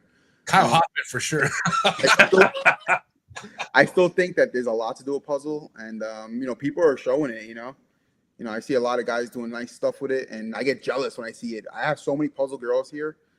I'm gonna have to really step it up next year with Puzzle. In my opinion, if you work Puzzle the right way, keeping that pattern and making it, jigsawy and crazy, I think it has crazy legs. You brought up Puzzle. What do you think a tornado puzzle is gonna look like? That's my last question, because that's the animal I told Justin I'm dying to see. I'm dying to see a tornado puzzle. I think that's gonna look sick, to be honest. Yeah. I think the tornado by itself looks amazing. A tornado puzzle, I think that's gonna be amazing. That's gonna be a lot of money, especially now. I mean, 10 years is not gonna be as much, but imagine somebody coming out with that in the next 2 or 3 years. Wicked, crazy. Yeah, I don't know. I will say, man, there's so much to come with Puzzle, and I've seen plenty of examples with Hypo and DG, and I mean, again, it's not going to take out Clown. There's no taking out Clown. But Puzzle will be rooted into this very, very deeply the way Clown is at some point. It will. Just because pattern, you can't fuck with pattern, dude. If there's a snake out there that makes an awesome pattern and you could find another way to make that pattern even more awesome, but you have that pattern, okay, emphasizing pattern, that's what people want. Tornado, pattern, okay? Fucking Jaguar, pattern, okay? Zebra, pattern, okay? All the granite stuff Emilio was talking about, pattern, all fucking cool looking pattern shit. Patterning is where we're going into, man. That's where you gotta keep it, you know what I mean? Yeah, I had a brain fart when I was asking him the wrap-ups. I was gonna address what he read, right? Bro, I don't care what anybody says out there. Puzzle is a top 4 recessive, if not gene, in the game right now. Anyone that's not seeing that, they're delusional. Yeah. Okay? It's not messing with Clown. Nothing is. Nothing's messing with Clown but Clown. But Puzzle's a shit, man. That's all I have to say. Yeah, I agree. Yeah, Kyle Hoffman, come fucking get this smoke right now. I dare you. Hey, shout out to my boy Kyle Hoffman. That's my boy. All right, listen, great episode, bro. This was awesome. Thank you, guys. I think with your amount of experience, we could easily go another fucking hour and a half or 2 hours. So we're gonna have to bring you back. We'll do a recap for sure, especially when we see what you hit next year, and after you post a couple new photos. I'm just kidding. I'm gonna go ham tomorrow. I'm gonna be posting. You're like, you want the photos, motherfucker? I'm gonna show you. I'm gonna fly Nixon in. Yeah, I'll show you real quick. All right, but listen, we got some hot seat questions for you before you tip out. So I'll go first, and then I don't know if you have a pen and paper, dude, but it gets hot with Emilio. Okay, so just be ready. All right, so all right, so listen, hot seat questions for the homie Anthony, guys. Let's get the likes up right now. The way these work, Anthony, the quicker the better, man. Rapid fire, okay? All right, here we go. Hot seat questions coming in hot. Let's go. Frozen thought or live? Live. Red Chondro Neo or yellow Chondro Neo? Red. A cut or no cut? No cut. Nice, respect. To spray a ball python or to never spray a ball python? I never spray. Yay sports or boo sports? Say again? Yay sports or boo sports? Yay, for sure. Favorite sport? Baseball. Fuck yeah. Favorite baseball team? Mets. Nice. Sorry about the playoffs, unfortunately, but sorry about that. Favorite Mets player of all time? Seaver. Nice. Steak or fish? Steak. Favorite cut of steak? Prime. Nice. Yay alcohol or boo alcohol? Yay. Favorite alcohol beverage? Gin and tonic. Nice. West Coast rap or East Coast rap? East Coast. I don't blame you. That's where it all started for me. I'm not gonna lie. Favorite East Coast rapper or rap group of all time? Biggie. It was all a dream. Little word association. Just say the first thing to come to mind. Milk. Cookies. Least favorite incomplete dominant. Lesser. Least favorite recessive gene. G-stripe. Stuck shed. Water. Tub of water. Morph market. Great. Instagram trolls. Suck. Last but not least, first thing to come to mind, can't cheat because some people have cheated before. Coolest reptile network in the world. Trap talk. Go, Emilio. Hey, good luck, by the way. Let's go. I just wrote some new ones, bro, because I know how much you love puzzle. All right, so you got to pick one. One's got, pick the one you're gonna stay with. One's got to go. Okay, just let me know what you're staying with. Confucius/acid or stranger? Confusion. Okay, Bambino or Cosmos? Oh. Bambino. You're staying with it. Yeah.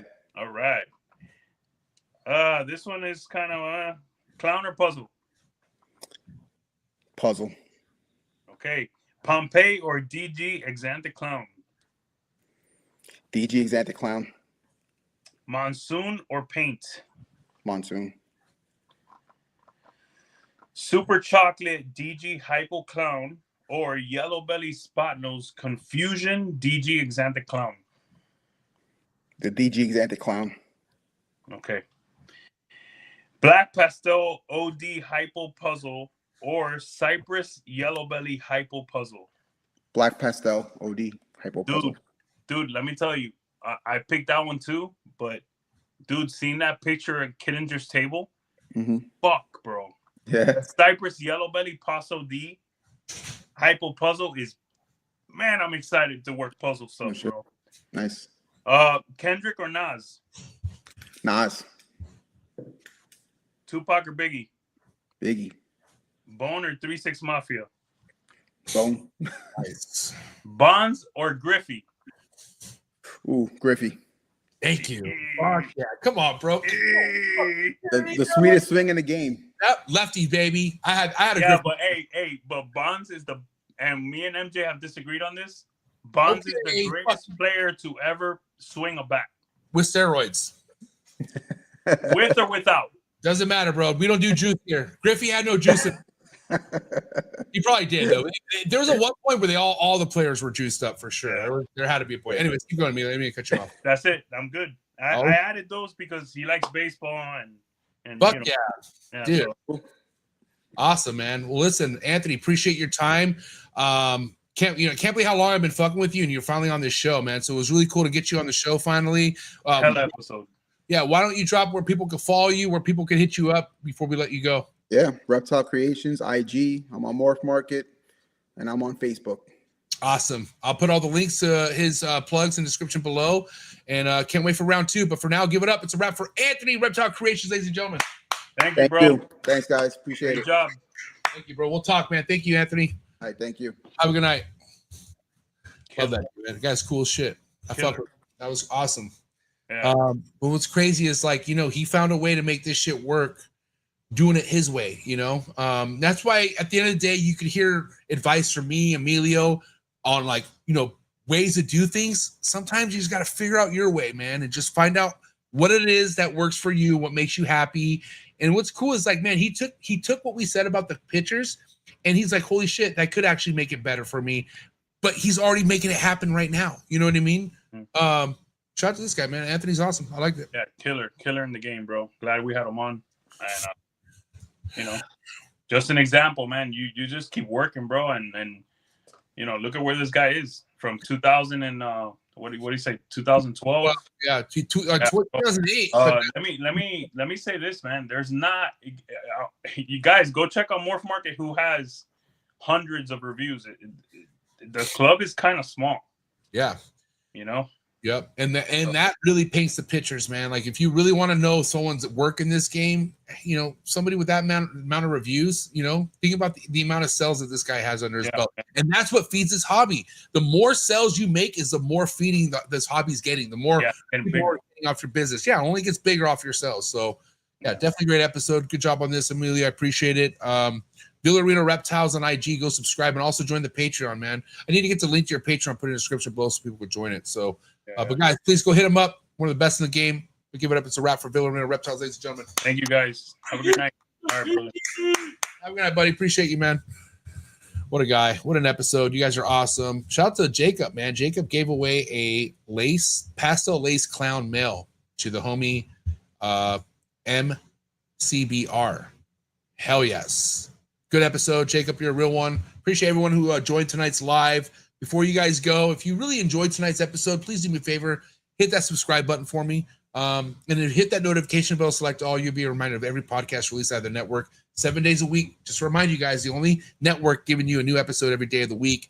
You can hear all these episodes on all the major audio platforms. If you want exclusive content, exclusive wait list for all my projects, come join the Trap Talk Patreon family. First link in the description below. Connect to the Discord, and there's an amazing Instagram group chat, 24/7 popping. Global trappers from all over the world. Please check out my sponsors in the description below. All the Tree Tuesday tomorrow. Be ready. All my Condor lovers, we got a good one. But yeah, that's all we have tonight. We'll catch you next time. Sorry for the interruption, folks, but a quick word from our sponsors.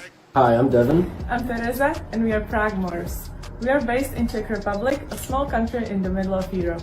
We really love animals that revolve around multi-recessive projects, and one of our very favorites is Hypo. We're really looking forward to clutches that are coming this season, and some of those are Hypo Clown, DG Clown, Hypo DG Clown, and one of our all-time favorites, Hypo Puzzle. Hope you enjoyed the next episode on Trap Talk, the greatest reptile network in the world. If you guys want to see next level cutting edge ball python projects, please make sure you head over to their Instagram to follow all their amazing work, and head over to their website to see what they could possibly have available by heading over to progmorphs.com. Thank you again, Devin and Teresa, for bringing some of the biggest heat worldwide in the ball python game. If you want to be organized, if you want to be cutting edge in the ball python game, then you don't want to miss this. Shout out to today's sponsor, and that's Clutch, #1 ball python organization app in the game. No better place to start off than by using this app. Clutch is an organization app that helps you organize all your ball python projects. It also helps your peers and your fellow community members look at what you possibly have coming for the upcoming ball python season, what you have currently available on Morph Market. It's so awesome to be ahead of the game by using organization app like Clutch. Thank you so much, the entire Clutch team, amazing team over at Clutch. If I were you, I would head over to Clutch's Instagram account, and I would also head over to their website, try it out, see how it works for you. But especially if you're just now coming into this, before you build your reptile collection, I would do it organized, and I would do it with Clutch. Thank you, Clutch, for being so amazing. Excited to hear what Clutch has to bring in the near future. Cheers.